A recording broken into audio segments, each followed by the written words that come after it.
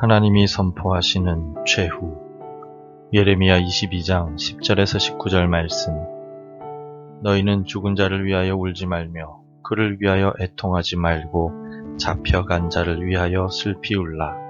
그는 다시 돌아와 그 고국을 보지 못할 것임이라. 여호와께서 유다 왕 요시야의 아들 곧 그의 아버지 요시야를 이어 왕이 되었다가 이곳에서 나간 살룸에 대하여 이와 같이 말씀하시니라. 그가 이곳으로 다시 돌아오지 못하고 잡혀간 곳에서 그가 거기서 죽으리니 이 땅을 다시 보지 못하리라. 불의로 그 집을 세우며 부정하게 그 다락방을 지으며 자기 이웃을 고용하고 그의 품삯을 주지 아니하는 자에게 화 있을진저. 그가 이르기를 내가 나를 위하여 큰 집과 넓은 다락방을 지으리라 하고 자기를 위하여 창문을 만들고 그것에 백향목으로 입히고 붉은 빛으로 칠하도다. 내가 백향목을 많이 사용하여 왕이 될 수 있겠느냐? 내 아버지가 먹거나 마시지 아니하였으며 정의와 공의를 행하지 아니하였느냐? 그때 그가 형통하였었느니라. 그는 가난한 자와 궁핍한 자를 변호하고 형통하였나니 이것이 나를 알미 아니냐? 여호와의 말씀이니라. 그러나 내 두 눈과 마음은 탐욕과 무죄한 피를 흘림과 압박과 포악을 행하려 할 뿐이니라. 그러므로 여호와께서 유다의 왕 요시야의 아들 여호야김에 대하여 이와 같이 말씀하시니라. 무리가 그를 위하여 슬프다 내 형제여, 슬프다 내 자매여 하며 통곡하지 아니할 것이며 그를 위하여 슬프다 주여, 슬프다 그 영광이여 하며 통곡하지도 아니할 것이라. 그가 끌려 예루살렘 문 밖에 던져지고 나귀같이 매장함을 당하리라. 많은 사람들이 인생을 행복하게 살아가길 원하고 인생의 최후도 행복하게 맞이하길 바라며 살아갑니다.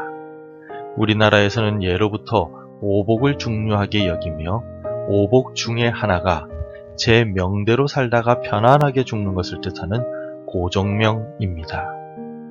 그러나 고종명은 우리의 바램이자 소원일 뿐 우리가 그러한 죽음을 스스로 만들거나 지킬 수는 없습니다. 왜냐하면 우리 인생과 최후는 하나님의 손에 달려있기 때문입니다. 하나님께서는 예레미야에게 두 왕의 최후에 대한 말씀을 선포하라고 명령하셨습니다.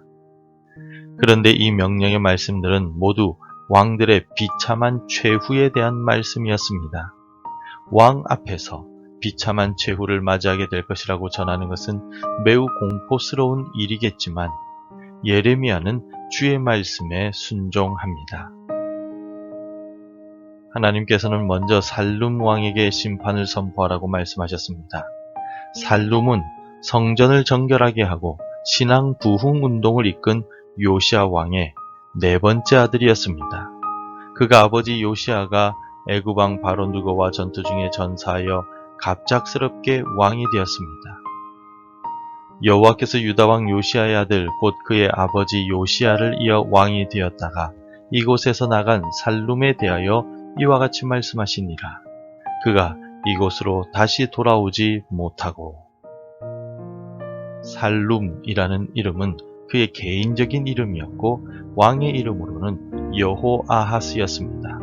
여호아하스는 갑작스럽게 왕이 되었으며 3개월 동안 왕의 자리에 있다가 애굽의 바로인 느고에 의해 붙잡혀서 애굽으로 끌려가게 됩니다.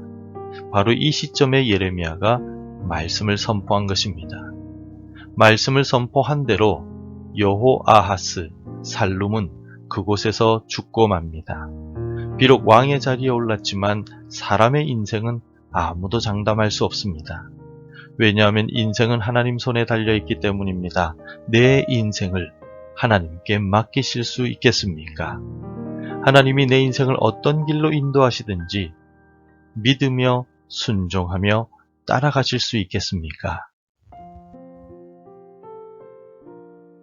이어서 하나님께서는 살룸의 뒤를 이어 왕이 되는 여호야김에 대해 말씀하십니다. 하나님께서는 여호야김이 비참한 최후를 맞이할 것이라고 구체적으로 말씀하셨습니다. 그러므로 여호와께서 유다의 왕 요시아의 아들 여호야김에게 대하여 이와 같이 말씀하시니라. 무리가 그를 위하여 슬프다 내 형제여, 슬프다 내 자매여 하며 통곡하지 아니할 것이며, 그를 위하여 슬프다 주여, 슬프다 그 영광이여 하며 통곡하지도 아니할 것이라.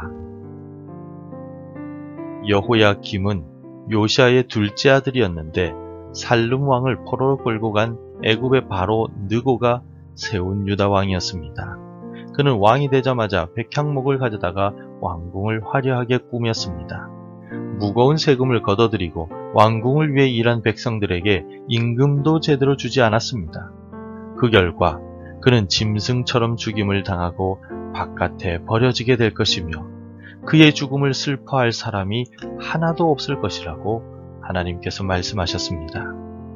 하나님이 아닌 자신의 즐거움을 위해 살아가는 사람은 결국 하나님의 심판을 받게 된다는 사실을 믿으십시오.